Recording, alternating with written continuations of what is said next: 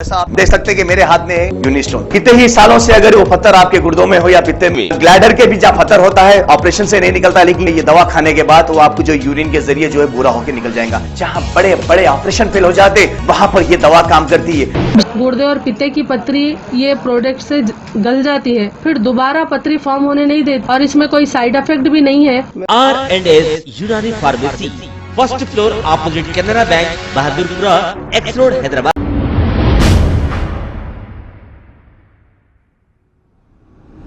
Bahadurpura traffic police की जानिब से बहादुरपुरा मेन रोड पर ड्रिंक एंड ड्राइव यानी शराब पीकर गाड़ी चलाने वालों की चेकिंग की गई। आइए देखते हैं ये रिपोर्ट।